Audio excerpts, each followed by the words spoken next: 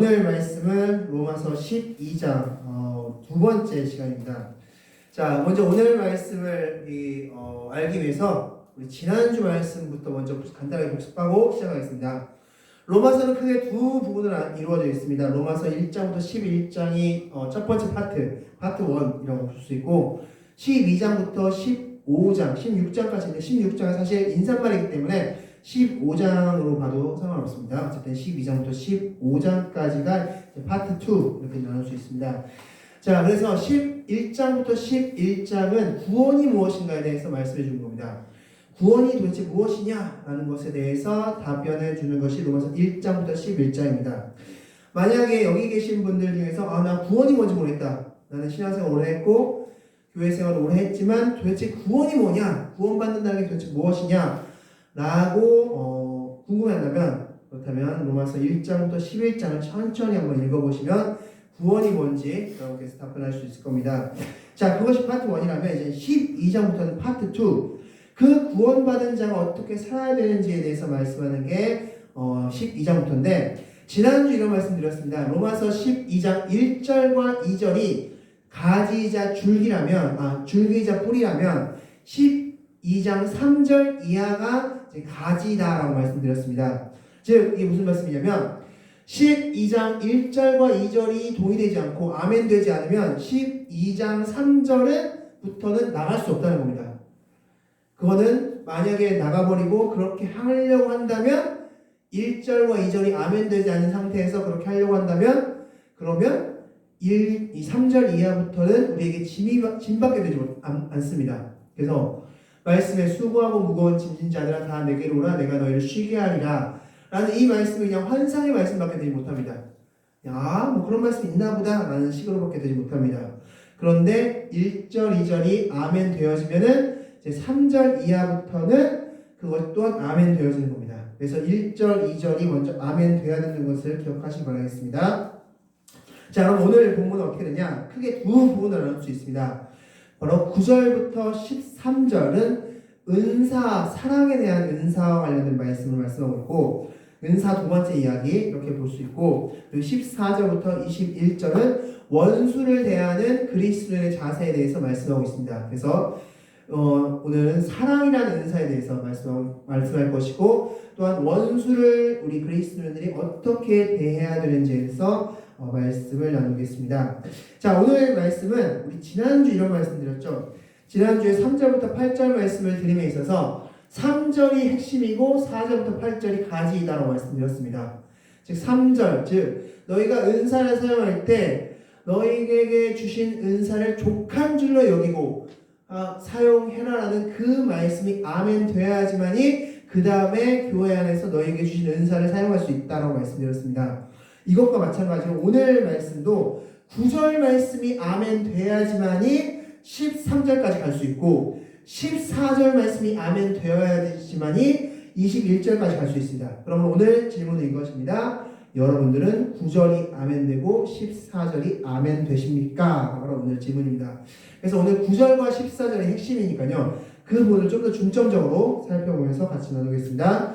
먼저 오늘 말씀을 하기 전에 우리 지난주 말씀을 먼저 좀 복습하고 나가도록 하겠습니다. 우리 1절, 2절에 이런 말씀을 드렸습니다. 1절, 2절은 크게 두 가지 질문을 우리에게 던지고 있는 겁니다. 1절, 2절 말씀은. 첫 번째 질문은 이겁니다. 너가 구원받았음을 확신하니? 라는 질문입니다. 너가 정말 구원받았음을 확신하니? 라고 말씀하고 있습니다. 여러분, 구원이 무엇입니까? 구원이 무엇입니까? 바로 예수 그리스도가 내 죄 때문에, 다른 사람 죄가 아닙니다. 저 사람 죄, 아니면 교회 다니는 사람들의 죄, 누군가의 죄, 그럼 막연한 죄, 이게 아니라 구체성을 띈 내 죄들, 그 죄 때문에 예수님께서 십자가를 죽으셨고, 더 나아가서 거기서 멈추면 안 됩니다. 그 죄가 부활로서 해결받았음을 믿는 게 구원입니다. 그게 구원받았다는 고백입니다. 내 죄 때문에 내가 지금까지 저질렀던 그리고 앞으로 저지르게 될 그 죄 때문에 로마서 5장 8절 말씀, 내가 원수 되었을 때, 죄인 되었을 때, 즉 하나님의 자녀가 되기, 하나님의 자녀로서 그렇게 삶을 살아가기 전부터 하나님은 그 죄를 해결하셨다라고 말씀하고 있고, 그래서 그것을 믿는 게 바로 구원받음에 대한 확신입니다. 그래서 여러분께서 내가 구원받았나 안 받았나를 점검하는 것은 정말 예수님께서 내 죄 때문에 십자가를 돌아가셨음을 난 믿고 있는가를 점검하는 것이고, 그리고 부활했음을 믿는가 그것을 점검하시는 겁니다. 두 번째, 그리고 나서 그 구원받았음을 믿으면 그 다음에 2절 말씀이 뭐라고 나와 있냐면, 너희가 정말 그걸 믿는다면 너희 삶이 변할 것인데 그것에 대해서 원함이 있느냐라고 묻고 있습니다. 네 삶의 제사, 삶의 예배, 너 삶을 하나님께 드리는 것에 동의하느냐? 라고 묻고 있는 겁니다. 자, 앞서 말씀드렸듯이 1절, 2절, 즉 내가 구원받았음이 확신되어지고 그 구원받았음으로 인해서 내 삶이 변화되고 내 삶이 하나님께 바쳐지는 것에 대해서 동의하면 그 다음에 이제 3절부터 나가는 겁니다. 자, 이것에 대해서 하나 성경 말씀을 통해서 예시를 하나 드리겠습니다. 자, 막 나만 장군의 예가 바로 정말 오늘 이 질문과 너무나 그것을 대변하는 그런 이야기일 수 있습니다. 자, 나아만 장군은 바로 아람 나라의 군대 장관이라고 말씀하죠. 열왕기 하에 나와 있는 말씀이죠. 열왕기 하 5장에. 자, 이 나아만 장군이 문둥병이 걸렸는데, 그런데 이 나병을 걸린 나아만 장군에게 어느 날 여종이 이렇게 이야기하죠. 바로 사마리아에 있는 엘리사에게 가면은 그 나병 치유받을 수 있을 텐데 라고 말합니다. 그래서 나아만이 북이스라엘로 가게 됩니다. 나아만이 있는 아람 지역은 이 위쪽입니다. 위쪽에 있고, 그리고 북이스라엘이 아래쪽에 있습니다. 그리고 그 가운데 바로 요단강이 위치되어 있습니다. 이렇게 요단강이 위치되어 있습니다. 자, 그런 상태에서 이제 여기서 밑으로 쭉 내려온 겁니다. 북이스라엘로 딱 내려와서 엘리사를 만났는데, 엘리사가 뭐라고 하죠? 자, 저기 있는 요단강에 몸을 7번 담궈 라고 말합니다. 처음엔 거부했다가 종들이 그거 어렵습니까? 한번 믿자야 본전인데 한번 해보십시오 라고 이야기해서 7번 몸을 담그게 했죠. 그때 어떻게 됐습니까? 어린아이의 살처럼 휘어졌다라고 말씀하고 있습니다. 자, 그러니까 이제 그렇게 치유받았죠. 구원받았습니다. 그리고 그는 하나님이 참 하나님을 알았습니다. 자, 그렇게 그걸 깨닫게 된 나아만이 두 가지를 크게 요구합니다. 첫 번째 요구는, 자, 노새 2마리에 가득 실을 만한 흙을 이곳에서 퍼가겠습니다. 이곳에 있는 흙을 노새 2마리가 싣고 갈 만한 양으로서 가득 좀 퍼가겠습니다 라고 말하고, 두 번째는 이 아람의 벤하닷이라는 왕이 있는데, 내가 섬기는 왕인데, 그 왕이 우리의 토속신앙, 우리나라의 신앙인 림몬 신이 있는데, 이 림몬 신에게 제사를 드릴 때 그 왕을 내가 부축해야 되는데, 부축하다 보니까 어쩔 수 없이 내가 몸을 좀 굽혀야 됩니다. 몸을 좀 굽혀야 되는데 그 굽힘을 용서해 주십시오 라는 두 가지 부탁을 합니다. 자, 그럼 첫 번째 부탁, 좀 재밌는 부탁입니다. 이 땅에 있는 흙을 좀 퍼가겠습니다. 흙을 좀 노새 2마리가 가득 실을 만큼 흙을 좀 퍼가겠습니다 라는 부탁을 합니다. 왜 그런 부탁이 있을까요? 마치 기념품인가요? 나 이 땅에 왔다. 너 여기서 치유받았으니까 좀 기념품 좀 가져가겠다. 뭐 이런 느낌일까요? 자, 이 의미는 뭐냐면요, 그 당시 상황을 좀 생각하면 됩니다. 요나가 어디로 도망갔죠? 다이스로 도망갔죠. 왜 도망갔을까? 왜 도망갔죠? 다이스로? 아니요. 하나님은 멀리 도망가면 안 계실 거라는 생각 때문에 도망갔습니다. 그때 당시의 신관은 그랬습니다. 그때 당시의 신관은 지역 신관이었습니다. 그래서 이곳에 있고 이곳에 있고 이곳에 있고 이곳에 있고, 그래서 이 지금 나아만 장군이 무슨 생각을 하고 있냐면, 이 이스라엘 땅을 지키는 신이 참 신인데, 이 이스라엘 땅을 내가 계속 있을 수 없으니까 이 이스라엘 땅에 흙을 좀 가져가면 그 흙에 누가 계시다? 하나님이 계실 것이다. 흙을 좀 가져가면 이 흙에 이 땅의 신인 하나님이 계실 것이기 때문에, 이 신이 참 신이니까 내 이 흙을 퍼가면 하나님도 이 흙을 따라서 나한테 올 것이다. 우리 동네에 올 것이다. 라고 생각해서 흙을 퍼간 겁니다. 굉장히 귀엽고 재밌는 생각인데 어찌됐건 그렇게 해서 흙을 퍼간 거고요. 자, 두 번째로는 부탁 하나죠. 우리가 림몬 신을 섬기는데 잠깐 몸을 구부리는 것을 허락해 주죠. 내가 참 신이 아닌 걸 알매도 불구하고 내가 어쩔 수 없이 할 수밖에 없습니다.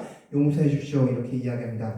자, 이 나아만의 이 이야기가 바로 앞서 로마서 12장 1절과 2절에 대한 반응이라 할 수 있습니다. 첫 번째, 구원받았음, 즉 나아만은 하나님이 참 하나님을 알았습니다. 두 번째, 그러면 삶의 제사를 드렸습니까? 삶의 제사를 드렸죠.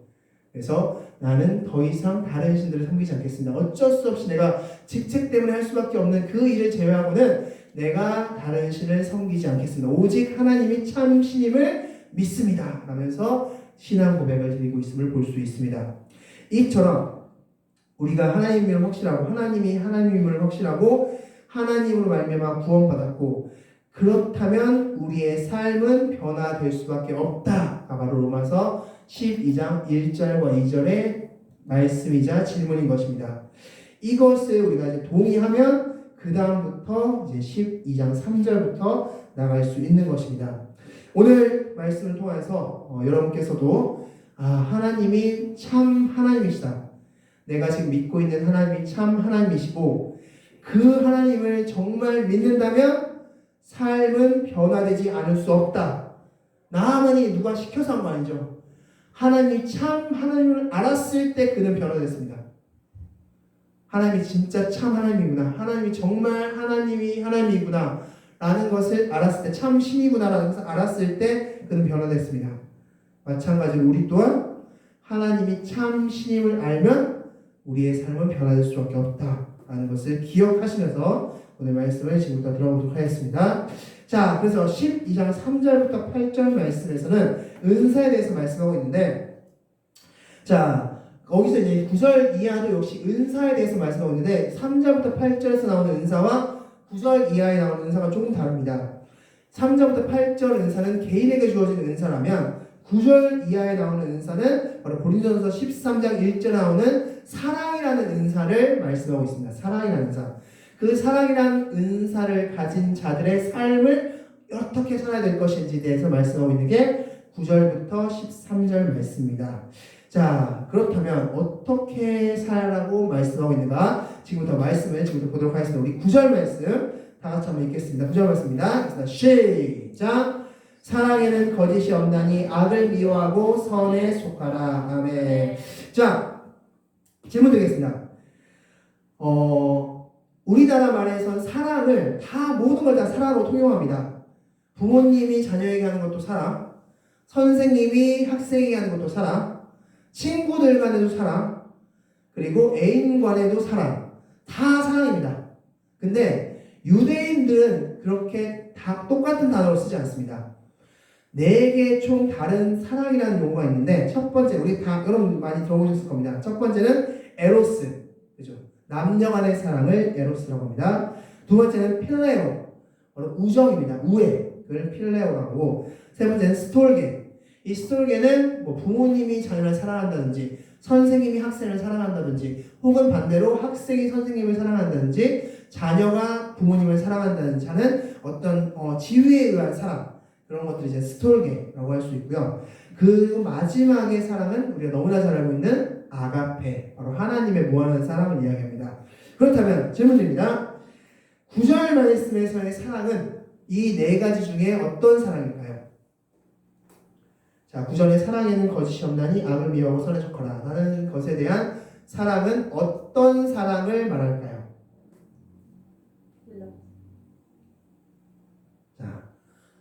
정답은 아가페입니다. 아가페를 썼습니다. 여기서 아가페를 썼는데, 그런데 자, 지금부터가 진짜 질문입니다. 제가 원어로 이게 아가페입니다 라고 말씀을 안 드렸어도 여러분이 아가페라고 알 수 있는 방법이 있습니다. 굳이 제가 원어로 해석해드리지 않더라도 여러분이 아가페 사랑을 썼네 라고 알 수 있는 방법이 있습니다. 무엇일까요?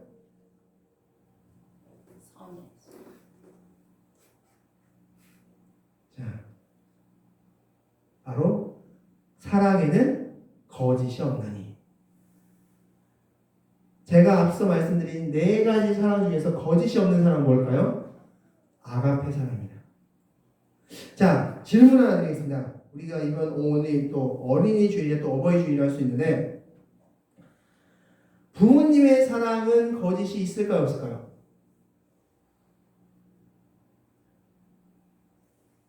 자, 좀 어렵죠? 있는 거. 자, 그런데 성경에서 말하고 있는 완벽한 사랑, 그 완벽한 사랑은 오직 하나님밖에 없음을 우리는 고백할 수밖에 없습니다.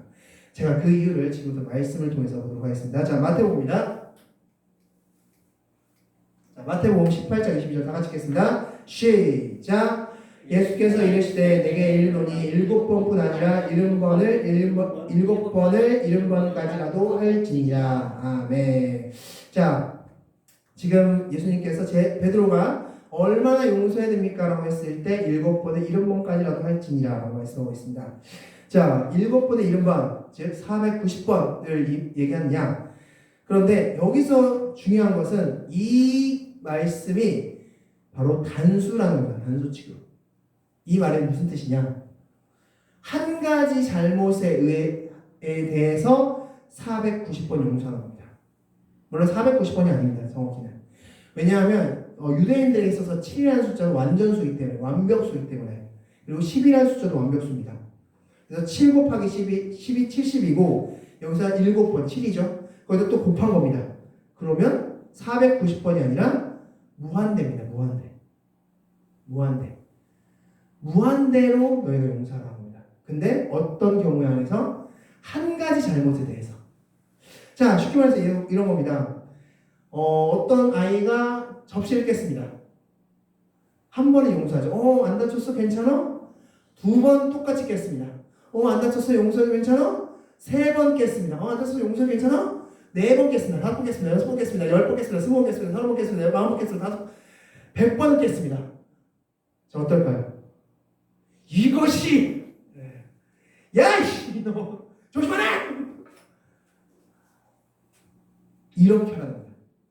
한 가지 잘못에 대해서 무한대로 용서하는 게 바로 사랑이다라고 말씀하는 겁니다. 그러므로 그 사랑을 누가 할 수 있을까요? 하나님의 사랑밖에 없다는 겁니다. 그래서 자, 또 하나 말씀드리겠습니다. 레위기 16장 말씀이면 아사셀이라는 제도가 있습니다. 아사셀.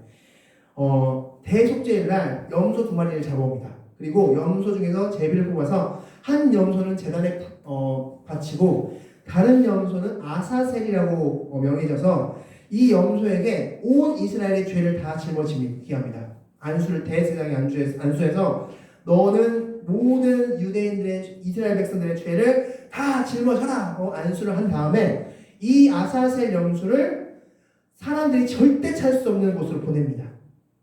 자, 이 의미는 뭐냐면 바로 하나님이 이 대속죄를 죄를 용서하실 텐데 이 죄를 용서하신 다음에 다시는 기억지 않겠다. 사람이 찾지 않을 곳으로 보낸다는 것은 다시는 기억지 않겠다. 너희에게 내가 한번 용서했지? 그럼 그 죄는 다시는 기억지 않게. 이게 바로 아사셀 제도의 의미인데, 자, 말씀을 통해 보겠습니다. 자, 히브리서 10장 17절에서 다 같이 읽겠습니다. 시작. 또 그들의 죄와 그들의 불법을 내가 다시 기억하지 아니하리라 하셨으니. 아멘. 자, 어떻게 하신다고 하나님께서? 다시 기억하지 아니하리라. 자, 사람은 그럴 수 있을까요? 분명히 똑같은 죄는, 야, 너 10년 전에도 똑같이 이런 잘못해도, 야, 너, 내 사람보다 열받네. 야, 선생님 봐. 너 작년에도 이랬잖아. 이러면서. 분명히 용서했다고 분명히 했는데, 너 작년에 똑같은 죄지만, 야, 너 지난번에 똑같은 거 했었잖아. 야, 너, 분명히 용서하는데, 말은 용서한다고 했지만, 계속 기억해내는 거죠. 근데, 하나님은 그렇게 한 번 용서하신 것은 절대 기억지 않는다라고 말씀하십니다. 그러므로 다시 9절 말씀 들어갑니다. 사랑에는 거짓이 없나니. 그래서 이게 아가페 사랑인 겁니다. 하나님의 사랑이 진짜 거짓 없는 사랑. 그 사랑은 거짓이 없는데 그 사랑을 받은 우리는 어떻게 해야 된다? 그렇다면 악을 미워하고 선에 속해야 된다고 말씀하고 있습니다. 원어로 보면 악을 악에 속하지 말고 선에 속하라 이렇게 쓰여 있습니다. 즉 아가페 사랑, 하나님의 완전한 사랑, 무한한 사랑, 빈틈없는 사랑, 철저하게 용서하시는 그 사랑을 받은 사람은 그렇게 받았다면 너희들도 그 안에 속한 삶을 살아라 라고 말씀하고 있는 겁니다. 그 사랑이 안에 속한 사람은 삶을 살아라 라고 말씀하시면서 10절부터 13절 말씀이 이제 그에 대한 방법인데 저부터 이제 빨리빨리 한번 넘어가도록 하겠습니다. 먼저 10절 말씀 다 같이 읽겠습니다. 시작. 형제를 사랑하여 서로 우애하고 존경하기를 서로 먼저 하며. 아멘. 그래서 형제를 사랑한다는 것은 원어로 보면 형제를 위한다라고 말하는 겁니다. 형제를 위해서. 즉 이 말인즉슨 이 교회에서 일어날 일이기 때문에 이렇게 표현할 수 있죠. 교인들을 먼저 위한다. 다른 사람, 다른 교인들을 먼저 위하는 삶을 살아라 라고 말씀하고 있고, 그래서 먼저 하다라고 말씀하고 있는데 여기 먼저 하다는 것은 원어로 프로에게 오마이라고 합니다. 프로에게 오마이인데 이 프로에게 오마이는 뭐냐면 프로가 앞으로입니다. 그래서 앞으로 달려가는 겁니다. 앞으로 달려가는. 마치 이겁니다. 마라톤에서 막 앞다퉈 막 앞서거니 뒤서거니 하는 그런 모습 보신 적 있으시죠? 경기 중에?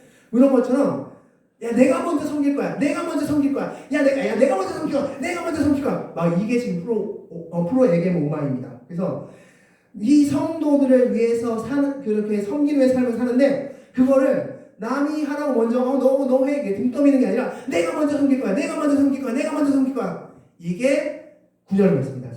10절 말씀입니다. 형제를 사랑하여 서로 우애하고 존경하기를 서로 먼저 하라 라고 말씀하고 있죠.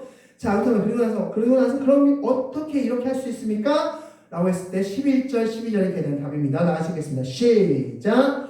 부지런하여 게으르지 말고 열심을 품고 주를 섬기라. 소망 중에 즐거워하며 환난 중에 참으며 기도에 항상 힘쓰며. 아멘. 자, 이렇게 서로 섬김의 삶을 살기 위해서는 우리 성도들 간에 섬김의 삶을 살기 위해서는 어떻게 해야 됩니까? 라고 했을 때 11절 말씀에서는 열심을 품어라 라고 말씀하는데 이 열심 품는다는 게 원어로 성령 충만을 의미합니다. 즉 너희가 섬김의 삶을 살기 위해서는 성령 충만한 삶을 살아야 된다. 하나님으로 충만한 삶을 살아야지만이 너희가 섬김의 삶을 살아갈 수 있어 라고 말씀해주고 있는 거고요. 그리고 12절 말씀에 소망 중에 즐거워라고 말씀하고 있는데 이 소망을 원어로 보면 엘피스입니다. 엘피스. 근데 이 엘피스의 뜻은 기댄다 뜻입니다. 기댄다 이렇게. 그래서 무슨 뜻이냐면 12절 말씀 결국 기도에 항상 힘쓴다라는 것은 그래서 힘쓰다라는 것은 디오코 원어로 디오코인데 이게 뒤쫓다라는 거 뒤쫓다. 죄송합니다. 기도에 항상 힘쓰다는 것은 뭐냐면 기도 자리에 머물러 있는 걸 의미합니다. 그래서 이 12절 말씀에 소망 중에 즐거워하며 환난 중에 참으며 기도에 항상 힘쓰다는 것은 기도 자리에 항상 있는다라는 뜻을 가지고 있습니다. 즉 너희가 성도를 섬기는 데 있어서 앞다퉈 섬길 수 있는 힘은 어디서 나오느냐? 바로 성령 충만함과 기도 자리에 항상 있는 것에서 그 힘이 나온다라고 말씀해주고 있습니다. 그리고 나서 13절 말씀은 다 같이 한번 읽겠습니다. 시작. 성도들의 쓸 것을 공급하며 손 대접하기를 힘쓰라. 아멘. 자, 그래서 성도들의 쓸 것을 공급하라 말씀하고 있는데 이것을 원어로 보면 교회의 공금을 필요한 자들에게 잘 사용하라 라고 말씀하고 있습니다. 교회의 공금, 헌금 그것들을 필요한 자에게 잘 사용하라 라고 말씀하고 있고 또한 손 대접하기를 힘쓰라 했을 때 힘쓰라가 아까 전에 디오코라고 해서 뒤쫓다라는 뜻을 가지고 있습니다. 이 뒤쫓다는 뭔 뜻이냐면 즉 손님이 오셨을 땐 막 손님 뭐 필요하신 거 있으세요? 또 필요하신 거 있어요? 뭐 필요하신 거 있으세요? 그러면서 그 뒤를 막 달려가면서 더 필요하신 거 있으세요? 더 필요하신 거 있으세요? 이렇게 하라는 겁니다. 그래서 교회 공동체 안에서는 너희가 필요한 자들에게 교회의 공금을 잘 사용하고 또한 그 필요한 손님이 오셨을 누군가 오셨을 때 뭐 필요한 거 있으세요? 필요한 거 있으세요? 필요한 거 있으세요? 하면서 막 뒤쫓듯이 막 추격하듯이 그들의 필요를 채워줘라 라고 말씀해주고 있는 겁니다. 자, 다시 정리하겠습니다. 9절부터 13절은 교회 안에서 성도들이 어떻게 살아야 되는지 말씀하고 있는데 9절 말씀에서 아가페 사랑을 우리가 받았다 말씀하고 있고 그 아가페 사랑을 받은 사람은 하나님 안에서 그런 삶을 하나님 닮은 삶을 살아야 되는데 어떻게 사는 것이냐? 10절에서는 형제를 막 섬기는데 내가 섬길래 내가 먼저 섬길래 이러면서 막 서로 앞다퉈가면서 섬기면 되고 그리고 교회 공동체 안에서 13절 말씀 공금을 성도들이 필요할 때 잘 사용해야 되고 그리고 이 손님이 오셨을 때 막지 뒤쫓듯이 그 뒤를 쫓듯이 뭐 필요한 거 있으세요? 필요한 거 있으세요? 라고 섬겨야 되고 그렇게 하기 위해서 12절 13절 말씀 11절 12절 말씀에서 바로 성령 충만해야 되고 그리고 나서 기도 자리에 항상 머물러야 된다라고 말씀해주고 있는 것입니다. 이게 바로 9절부터 13절 말씀입니다. 그래서 우리가 교회 공동체를 어떻게 해야 될지 교회 공동체의 모습을 어떻게 해야 될지를 우리 9절부터 13절에서 말씀하고 있는데 이 말씀은 가만히 들어보니까 어디와 말씀과 유사합니까? 바로 사도행전 2장의 초대교회 모습입니다. 지금 이 로마서 12장 9절부터 13절이 이론이라면 이것을 실천한 교회가 있다면 사도행전 2장에 있는 초대교회입니다. 초대교회의 특징을 세 가지를 정리하면 이렇습니다. 첫 번째는 각 사람의 필요에 따라 나눠주었다. 두 번째, 그들은 날마다 모이기에 힘썼다. 그리고 세 번째, 구원받는 자가 날마다 더해졌다라고 말씀하고 있습니다.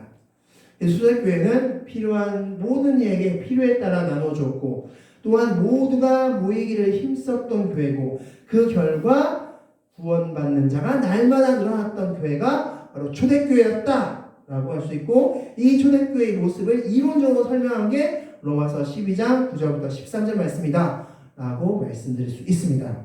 자, 이렇게 성도들은 이렇게 살아야 된다고 말씀한 바울이 이제는 14절부터 21절까지는 너희가 원수를 대할 때는 어떻게 해야 되는지에 대해서 말씀하고 있어요. 원수를 대할 때. 자, 여러분 주변에 내 마음 안에 있는 그 원수를 대할 때 어떻게 해야 되는지 그리스도인들은 어떻게 원수를 대해야 되는지 말씀하고 있는데 앞서 말씀드린 대로 14절이 핵심이고 이 14절 말씀이 아멘 되면 15절부터 21절까지 나가는 겁니다. 자, 14절 말씀 나와 찍겠습니다. 시작! 너희를 박해하는 자를 축복하라. 축복하고 저주하지 말라. 아멘. 자, 이 축복하라가 핵심인데 이 축복하라는 건 원어로 율로게오입니다. 율로게오. 근데 이 율로게오가 어떤 뜻이냐면 율 플러스 로고스의 합성어입니다. 그래서 유라는 것은 크게 매우 그리고 로고스 말씀 큰 말씀을 주는 것 이게 축복이라는 걸 볼 수 있습니다.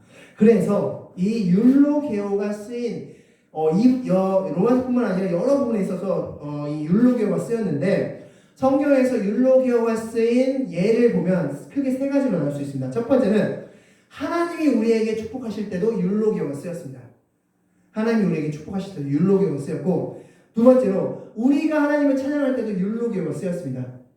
율로게오가 쓰였고 세 번째로 복음 그 자체를 설명할 때도 율로게오가 쓰였습니다. 그래서 이 율로게오는 바로 하나님의 그 복음, 은혜의 그것을 가지고 마음껏 축복하는 것, 많이 축복하는 것, 많이 주는 것 그것이 바로 축복하다라는 뜻을 가지고 있는 겁니다. 자, 즉 너희를 박해하는 자에게 어마어마하게 하나님의 그 은혜와 말씀과 사랑을 어마어마하게 부어주라라는 말씀을 합니다. 너희를 그렇게 박해하고 그렇게 하는 자에게 하나님의 그 사랑과 은혜와 그 복음의 메시지를 마음껏 전해줘. 이게 바로 14절 말씀입니다. 여기서 박해한다는 뜻이 앞서 말씀드린 대로 디오폰가 쓰였는데 앞서 말씀드렸죠? 뒤쫓다라는 의미입니다. 즉 너희를 막 뒤쫓아서 막 몰아내는 사람 여기서 부정적에 쓰였죠. 바로 너희를 막 몰아치는 사람 그 사람들에게 하나님의 그 사랑과 은혜를 마음껏 부어줘라 라고 말씀해주고 있고 또 하나 이 14절 말씀은 미완료로 쓰였습니다. 미완료로 쓰였다는 건 어떤 뜻일까요? 미완료 끝까지 끝이 없다는 겁니다. 끝이 없다는 거 미완료 동사로 쓰여서 끝이 없이 계속 부어주라는 겁니다. 끝이 없이 그렇게 하라 라고 말씀하고 있는 겁니다. 지금. 자, 그리고 나서 이제 15절 말씀 다시 한번 읽겠습니다. 그래서 시작! 즐거워하는 자들과 함께 즐거워하고 우는 자들과 함께 울라. 아멘. 자, 14절 말씀을 딱 듣고 나서 이런 생각을 하시는 분들 계실 겁니다. 아, 나를 그렇게 막 박해하는 사람 없는데요? 내가 워낙 착한 사람이라서 뭐 그 정도 박해하는 사람이나 뭐 그렇게 저를 괴롭히는 사람 없습니다. 특별히 이 로마서가 쓰일 당시에 그리스도인들의 모습과 지금 2023년도의 그리스도의 모습은 다르기 때문에 이때 당시에 뭐 박해가 있었을 수는 있죠. 근데 지금 저한테는 박해가 없습니다. 그렇게 막 저를 막 쫓아오는 그런 사람은 없습니다. 그러면 저한테는 해당되지 않는 말씀이네요? 라고 생각할 수 있습니다. 그런데 이 15절 말씀에서는 여러분들이 많이 걸리실 것 같습니다. 자, 뭐 어떻게 말씀하고 있습니까? 즐거운 자들과 함께 즐거워하고 우는 자들과 함께 울라라고 말씀하고 있는데 이렇게 말씀하시는 겁니다. 쉽게 말하면 이럽니다. 너희가 누군가가 즐거울 때 함께 즐거워하지 않는다면 그것 또한 미워하는 것이다. 너희가 누군가가 슬퍼할 때 함께 슬퍼하지 않는다면 그것 또한 미워하는 것이다 라고 말씀하신 겁니다. 자, 이거 왜 그러냐면 이 율로게오의 반대 의미가 있습니다. 율로게오 반대 의미가 있는데 이 율로게오 반대 의미가 어떤 뜻이냐면 바로 가면을 쓰다는 뜻입니다. 가면을 쓰다. 가면을 쓰다. 율로게오 막 축복해주면 막 축복해주는 거죠. 하나님의 그 사랑으로 막 축복해주는 거라면 반대 의미는 가면을 쓰는 겁니다. 무슨 뜻일까요? 즐거워하는 사람이 있습니다. 그 즐거운 사람 앞에서 막 앞에서는 막 깔깔댑니다. 너무 좋아. 나도 너무 기뻐요. 하는데 뒤돌아서는 배 아파. 왜 쟤만 축복해? 나는 뭐야? 이게 그 사람을 미워하는 거다라고 말씀합니다. 반대로 누군가가 슬퍼합니다. 나도 왜 그랬어요? 안타까워 하면서 뒤에서는 꼴 좋다. 속 시원해. 내가 그럴 줄 알았어. 이것 또한 미워하는 거다라고 말씀합니다. 그래서 그 가면을 쓰는 겁니다. 그래서 진짜 성경은 그래서 그 다음 절이 16절 말씀에 다시 한번 16절 말씀 다 같이 한번 읽겠습니다. 시작. 서로 마음을 같이 하며 높은 데 마음을 두지 말고 도리어 낮은 데 처하며 스스로 지혜 있는 채 하지 말라. 아멘. 즉 여기서 마음을 같이 한다는 것은 같은 입장이 된다는 겁니다. 동일해진다는 것을 의미합니다. 그래서 이 14절, 15절, 16절, 그리고 17절까지 한 묶음입니다.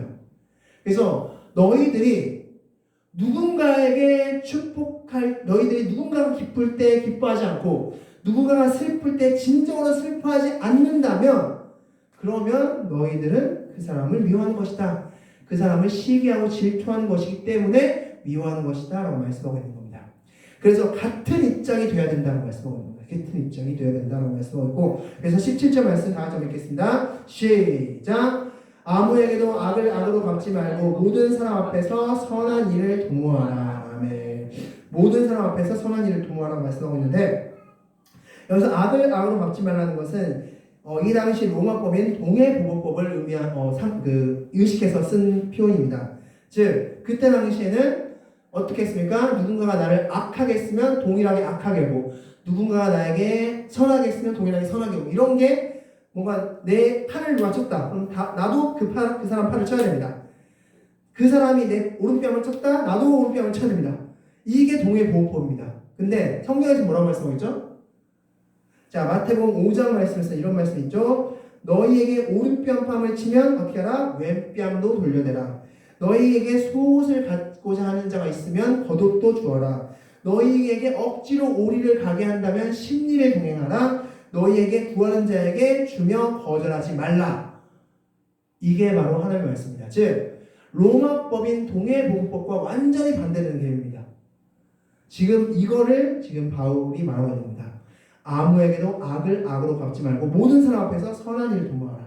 그래서 한청년은 14절부터 17절 그리고 마지막 18절 할 수 있거든. 17절까지는 한 묶음입니다. 한 묶음으로써 즉 너희가 주변 사람들이 즐거워하고 기쁜 일이 있으면 진심으로 기뻐하고 즐거워해야 되며 누군가가 슬퍼하는 일이 있으면 진심으로 슬퍼해야 한다 라고 말씀해주고 있습니다. 그게 사랑하는 거고 그게 미워하지 않는 것이다 라고 말씀하고 자 그래서 18절부터 21절까지는 18절에 힌트가 있습니다. 18절 말씀 다시 한번 다 같이 읽겠습니다. 시작. 할 수 있거든 너희로서는 모든 사람과 더불어 화목하라. 아멘. 자 근데 이 할 수 있거든의 앞에 원어를 보면 A가 있습니다. A. 이 A의 뜻은 무엇이냐면 만일 뭐뭐 하다면 이라는 뜻을 가집니다. 이 한글 성경에는 나오지 않는데 원어에서는 A가 붙었습니다. 앞에. 그래서 만일 뭐뭐 하다면 이라는 뜻을 가지고 있습니다. 즉 만약에 너희가 할 수만 있거든 모든 사람과 더불어 화목해라. 즉 원수도 포용할 줄 알고 원수 사랑해라. 그렇게 사랑을 끝까지 이뤄나라 라고 말씀하고 있고 19절에서는 자 19절 말씀 다 같이 읽겠습니다. 시작. 내 사랑하는 자들아 너희가 친히 원수를 갚지 말고 하나님의 진노하심을 맡기라. 기록되었으되 원수 갚는 것이 내게 있으니 내가 갚으리라고 주께서 말씀하시니라. 아멘. 자 만약에 너희가 정말 그렇다면 하나님 나 정말 힘들어요. 나 정말 힘들어요. 라고 생각된다면 그럼 어떻게 하라? 원수를 하나님께 맡기라는 겁니다. 정말 내가 하나님 이렇게 하나님의 사랑으로서 품어주고 안아주고 씻겨주고 그렇게 했음에도 불구하고 정말 하나님 너무 힘들어요 라고 한다고 해서 그 사람에게 원수 갚으려고 하지 말고 그 모든 것들은 누구에게 맡겨라? 하나님께 맡기라 말씀하고 있는 겁니다. 그래서 바울은 그것에 대한 예로 신명기 32장 35절 말씀을 예로 들었습니다. 우리 말씀을 통해서 확인해보도록 하겠습니다. 말씀 보겠습니다. 자, 시작. 그들이 실족할 그때 내가 보복하리라. 그들의 환난 날이 가까우니 그들에게 닥칠 그 일이 속히 오리로다. 아멘. 자, 이 신명기 32장은 모세의 기도입니다. 모세의 기도인데 이때 출애굽 2세대들에게 하시는 말씀으로써 너희들을 박해하고 너희들을 괴롭히고 그리고 너희들을 이게 뭔가 피해를 주는 그런 일이 있거든. 너희는 그 일에서 하나님께 모든 걸 맡겨라라고 말씀하고 있습니다. 너희에게 뭔가 잘못하고 있는 그 이웃 나라들이 뭔가 잘못하고 있구나 그러면 그 모든 것들을 하나님께 맡기는 것이 즉 너희들 스스로 무언가 원수를 갚으려고 하지 말라라고 말씀하고 있는 겁니다. 그래서 하나님은 이들이 죄가 가득 찰 때까지 기다렸다가 그 죄가 가득 찼을 때 이들을 심판할 것이다 라고 말씀하고 있는 겁니다. 즉 심판의 권한은 나에게 있으니까 그 심판을 아직 안 하는 이유는 하나님이 정하신 그 심판의 때 심판의 깊이가 아직 되지 않았기 때문에 내가 심판하지 않는 것이지 이들이 나 또한 내가 이들이 착해서 괜찮아서 그렇게 하는 것이 아니니까 그런 거 걱정하지 말고 이들이 심판이 날이 될 때는 내가 어김없이 심판할 것이니까 그런 거 염려하지 말고 너희들은 모든 것을 하나님께 맡기라 라고 말씀하는 겁니다. 자 그리고 나서 이제 20절 말씀 다 같이 읽겠습니다. 시작. 내 원수가 줄이거든 먹이고 목마르거든 마시게 하라. 그리함으로 내가 숯불을 그 머리에 쌓아 놓으리라. 네. 자, 이 말씀은 우리 잠언 25장 22절 말씀을 인용하고 있는데 다 같이 읽겠습니다. 시작. 그리하는 것은 핀 숯을 그의 머리에 놓는 것과 일번이요 여호와께서 내게 갚아 주시리라. 아멘. 자, 먼저 이거 말씀을 좀 이해하기 위해서는 그 당시를 좀 이해할 필요가 있습니다. 이때 당시에 지금은 가스레인지나 뭐 성냥 라이터나 이런 게 흔하기 때문에 불 피우는 게 너무나 어렵지 않습니다. 그냥 딱 키면 됩니다. 그런데 그 당시는 불 피우는 게 어려웠습니다. 그래서 집안마다 화로가 있었는데 그 숯불에 불이 자주 꺼졌다고 합니다. 그래서 그 불이 꺼지면 어떻게 했냐? 그 통을 머리에 입니다. 그리고 그 통을 가지고 이웃집으로 갑니다. 이웃집으로 가서 똑똑똑 저 숯불이 꺼졌는데 숯불 좀 주시겠어요? 그러면 이웃집에서 네 알겠어요 하면서 자신 집에 있는 숯불을 그 달궈진 숯을 꺼내서 그 머리에 담겨져 있는 그릇에 담아줍니다. 그럼 이걸 총총총 가져와서 자기 집에 놓는 겁니다. 자, 이것은 어떤 의미냐면 두 가지 의미가 있습니다. 첫 번째, 그 숯을 준 집 입장에서는 가장 큰 걸 준 겁니다. 왜냐하면 그 당시에 불이 귀하기 때문에 불이 달궈진 그 숯을 줬다? 그건 마치 어떻게 표현하고 있냐면 생명을 줬다고 표현합니다. 그래서 이건 정말 가장 큰 것을 이웃집에게 준 겁니다. 두 번째로 이 숯을 받은 이 사람 입장에서는 지금 그릇 머리 위에 숯이 있는 거죠. 그러면 얼굴이 어떻게 되겠습니까? 달궈지겠죠. 더워서 어쨌든 달궈진 숯이니까 뭔가 얼굴이 빨개지면서 더 마치 부끄러운 일을 당한 듯이 얼굴이 붉어질 것입니다. 지금 이걸 표현한 겁니다. 지금 사무엘 25장 말씀이 그렇게 표현한 겁니다. 즉 지금 로마서로 다시 돌아가면 뭐냐면 내 원수가 줄이거든 먹이고 목마르든 마시게 하라. 그리함으로 내가 숯불을 그의 머리에 쌓아놓으리라. 이 말씀은 원수에게 너희가 먹을 것과 마실 것을 그 상을 베풀어 주면 그 원수는 마치 숯이 머리 위에 있는 것처럼 얼굴이 벌겋게 달아올라서 부끄러움을 느낄 것이다. 나는 얘한테 악하게 했는데 왜 얘는 나한테 선하게 해? 아이 부끄러워. 이렇게 되는 겁니다. 그런 의미가 있는 방법. 또 하나는 먹을 것을 줬다는 것은 생명을 준 것과 마찬가지죠. 그래서 내 입장에서는 그 사람에게 최고의 선을 베풀었고 그 받는 사람 입장에서는 아이고 부끄러워가 되는 겁니다. 그래서 20절 말씀에 만약 원수가 줄이면 먹고 마시게 해줘라 라고 말씀하고 있습니다. 지금 너희 입장에서는 최선을 다해서 사랑을 베풀고 그리고 그렇게 되면 원수 입장에서는 아이고 부끄러워가 될 것이다 라고 말씀하고 있는 겁니다. 그래서 마지막 21절 말씀의 결론을 말씀하고 있죠. 20말씀 다시 한번 읽겠습니다. 시작. 악에게 지지 말고 선으로 악을 이기라. 아멘. 자, 여기서 이기라라는 뜻은 니케오라는 건데 바로 정복하다, 누르다 라는 뜻을 알고 있습니다. 즉 선으로 악을 눌러버려라 라고 말씀해주고 있는 겁니다. 즉 너희가 사랑으로 그 악을 눌러버려라 라고 말씀해주고 있는 겁니다. 자, 그래서 14절부터 21절 말씀에서는 원수를 우리가 어떻게 대해야 되는지 말씀해주고 있는데 바로 원수를 어떻게 대하라? 바로 사랑으로 대하라라고 말씀해주고 있는 겁니다. 원수를 사랑으로 대하다 보면 그 사랑에 원수들이 감복할 것이고 그 사랑을 통해 하나님의 사랑을 알게 될 것이기 때문에 너희들이 원수를 대할 때는 사랑으로서 악으로서 대하는 것이 아니라 선으로서 사랑으로서 그 원수를 대하라 라고 말씀해주고 있습니다. 그리고 만약 용서할 수 있으면 용서하고 만약에 난 도저히 용서할 수 없어요. 너무 힘들어요. 정말 너무나 악하게 해요. 라고 한다고 해서 내가 그 원수를 갚는다고 하지 말고 그 모든 것들은 하나님께 맡겨라 라고 말씀해주고 있는 것입니다. 그게 바로 원수를 대하는 것이고 그리고 앞서 말씀드린 대로 누군가 기뻐하는 일이 있다. 그러면 진심을 다해서 가면 쓰지 않고 진심을 다해서 기뻐해줘야 되고 누군가가 슬퍼하는 일이 있다. 그럼 가면 쓰지 않고 진심을 다해서 슬퍼해줘라 라고 말씀해주고 있는 것입니다. 자, 말씀을 다시 한번 정리하고 마치도록 하겠습니다. 오늘 말씀은 크게 두 말씀을 나누었습니다. 첫 번째는 성도들 간에 어떻게 해야 될지.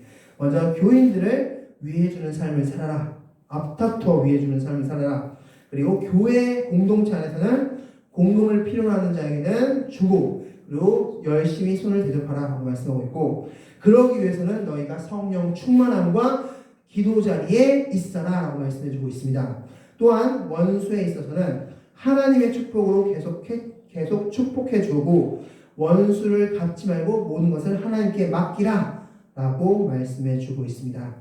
자, 오늘 말씀 굉장히 어려운 말씀입니다. 사실 실천하기 굉장히 어려운 말씀이고 굉장히 힘든 말씀인데 이 말씀들을 실천하기 위해서는 우리가 할 것이 있습니다.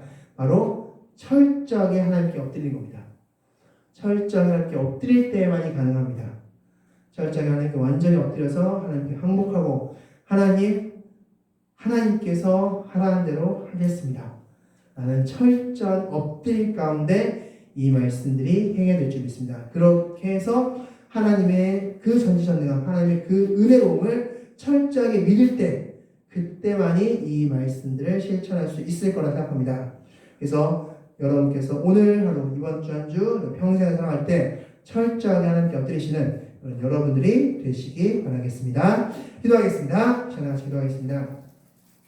하나님 기도하실 때 오늘 말씀 각자에게 주신 말씀들 잘 붙잡으시면서 특별히 오늘 말씀 들으면서 떠오르시는 분이 계셨다면 그 사람을 위해서 축복해주고 기도해주시는 여러분들이 되시기 바라겠습니다. 다 같이 하나님께 기도하겠습니다.